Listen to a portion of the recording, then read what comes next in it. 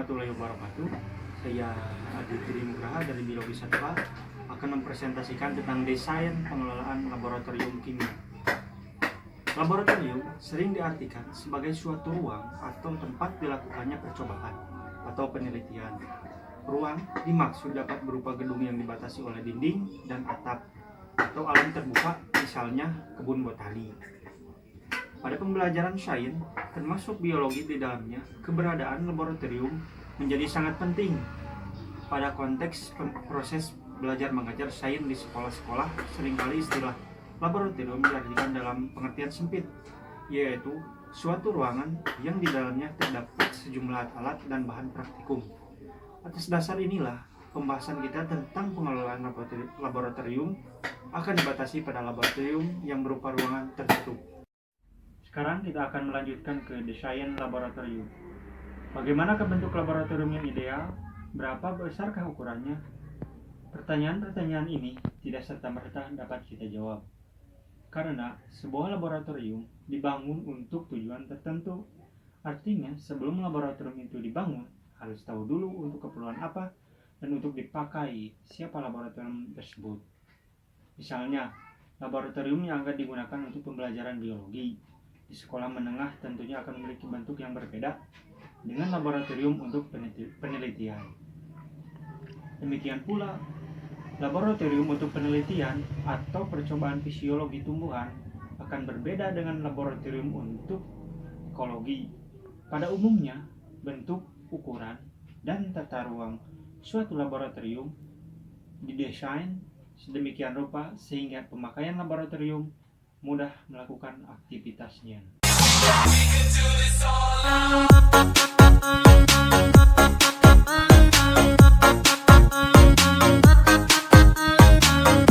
Jenis laboratorium seperti telah disinggung, di sekolah menengah umumnya jenis laboratorium disesuaikan dengan mata pelajaran yang membutuhkan laboratorium tersebut. Karena itu, di sekolah-sekolah untuk pembelajaran IPA biasanya hanya dikenal laboratorium fisika, laboratorium kimia, dan laboratorium biologi. Di perguruan tinggi, untuk satu jurusan saja, mungkin terdapat banyak laboratorium. Contohnya di jurusan biologi, kita kenal laboratorium fisiologi, laboratorium mikrobiologi, laboratorium ekologi, dan laboratorium genetika. Tata letak ruangan laboratorium. Faktor-faktor yang mempengaruhi dipertimbangkan sebelum membangun laboratorium. Yang pertama, antara lokasi dan ukuran ruang. Persyaratan lokasi pembangunan laboratorium antara lain tidak terletak pada arah angin yang menuju bangunan lain atau pemukiman. Hal ini dimaksudkan untuk menghindari penyebaran gas-gas berbahaya. Bangunan laboratorium tidak berdekatan atau dibangun pada lokasi sumber air. Lokasi laboratorium harus mudah dijangkau untuk pengontrolan dan memudahkan tindakan lainnya. Misalnya, apabila terjadi kebakaran, mobil kebakaran harus dapat menjangkau bangunan laboratorium. Selain persyaratan lokasi, perlu diperhatikan pula tata letak ruangan. Ruangan laboratorium untuk pembelajaran sains umumnya terdiri dari dua ruangan, yaitu ruangan utama dan ruangan-ruangan pelengkap. Ruangan utama adalah ruangan tempat para siswa atau mahasiswa melakukan praktikum. Ruangan pelengkap umumnya terdiri dari ruangan persiapan dan ruangan penyimpanan. Ruang persiapan digunakan untuk menyiapkan alat-alat dan bahan-bahan yang akan dipakai praktikum atau percobaan baik untuk siswa maupun untuk guru. Ruangan penyimpanan atau gudang terutama digunakan untuk menyimpan bahan-bahan persediaan termasuk bahan kimia dan alat-alat yang penggunaannya tidak setiap saat atau jarang. Selain ruangan-ruangan tersebut, mungkin juga sebuah laboratorium memiliki ruangan gelap, dark room, ruangan spesimen, ruangan khusus untuk penyimpanan bahan-bahan kimia, dan ruangan administrasi dan staf. Hal ini didasarkan atas pertimbangan keamanan berbagai peralatan laboratorium dan kenyamanan para pengguna laboratorium. Penyimpanan alat-alat di dalam gudang tidak boleh disatukan dengan bahan kimia. Demikian pula, penyimpanan alat-alat gelas tidak boleh disatukan dengan alat-alat yang terbuat dari logam.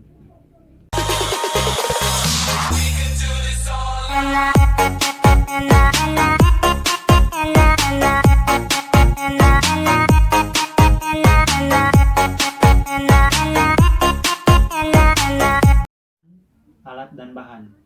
Dalam laboratorium kimia, penyimpanan zat dan bahan kimia merupakan strategi rencana yang dilakukan dalam melakukan penyimpanan bahan dan zat yang benar untuk mengurangi risiko kecelakaan di laboratorium. Prinsip-prinsip yang perlu diperhatikan dalam penyimpanan bahan di laboratorium adalah: pertama, aman; dua, mudah dicari; dan ketiga, mudah diambil. Pada bahan, pengurutan secara alfabetis akan tepat jika dikelompokkan menurut sifat fisik dan sifat kimianya, terutama tingkat kebahayaannya untuk pengadministrasian. Bahan kimia yang tidak boleh disimpan dengan bahan kimia lain harus disimpan secara khusus dalam wadah sekunder yang terisolasi. Hal ini untuk mencegah pencampuran dengan sumber bahan lain seperti api, gas beracun, ledakan, atau degradasi kimia. Wadah dan tempat penyimpanan harus diberi label yang mencantumkan informasi antara lain: 1. Nama kimia dan rumusnya; 2. Konsentrasi; 3. Tanggal penerimaan; 4. Tanggal pembuatan; 5. Nama orang yang membuat reagen; 6. Tingkat bahaya; 7. Klasifikasi lokasi penyimpanan; 8. Nama dan alat pabrik.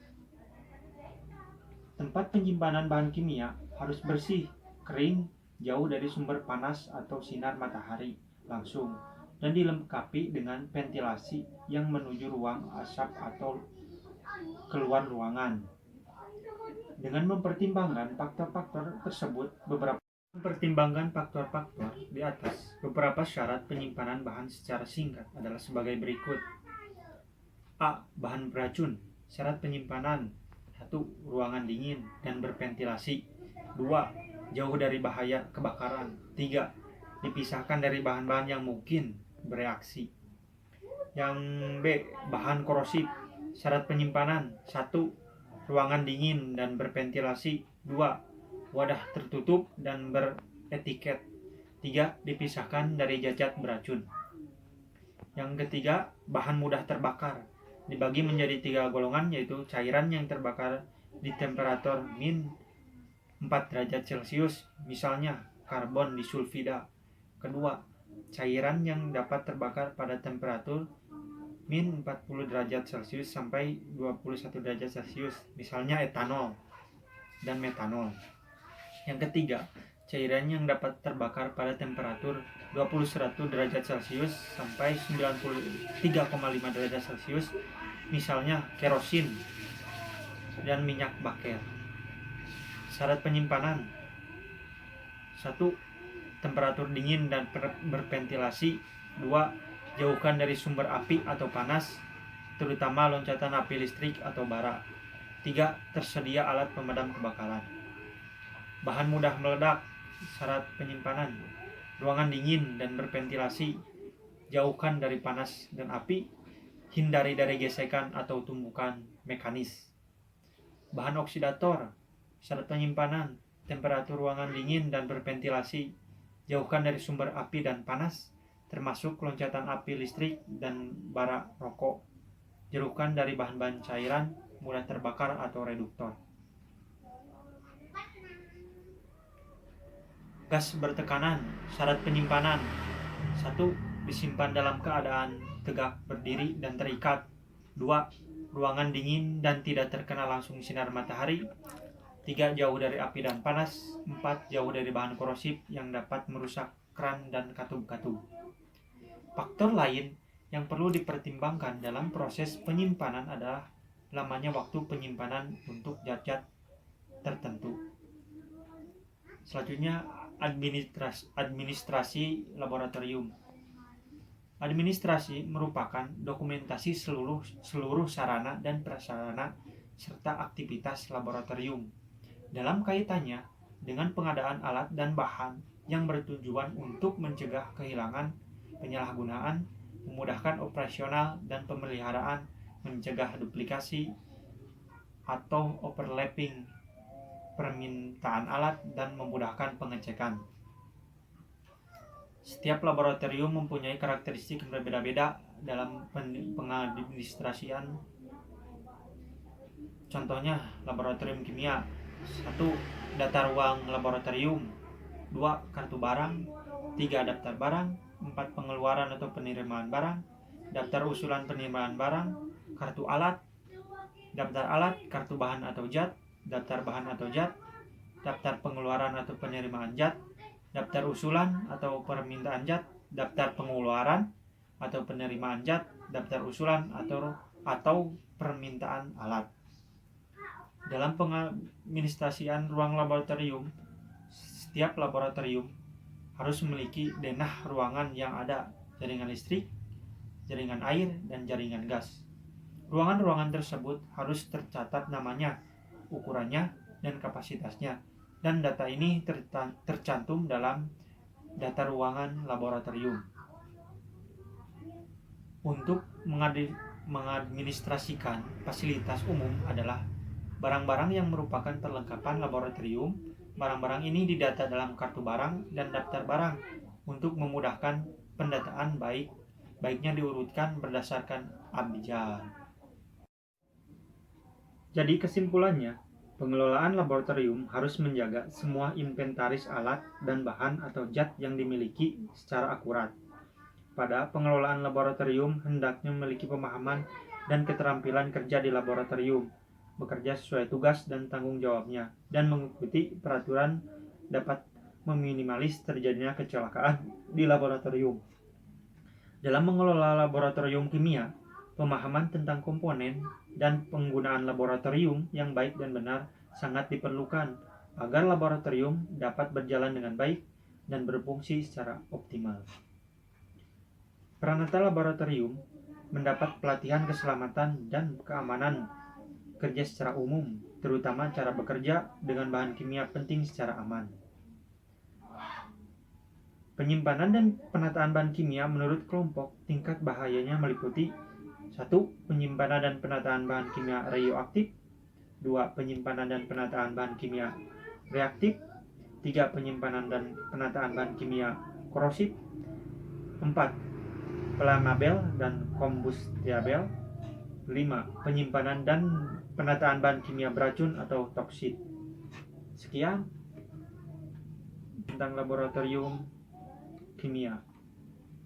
Sekian pemaparan dari penganalisisan desain laboratorium kimia.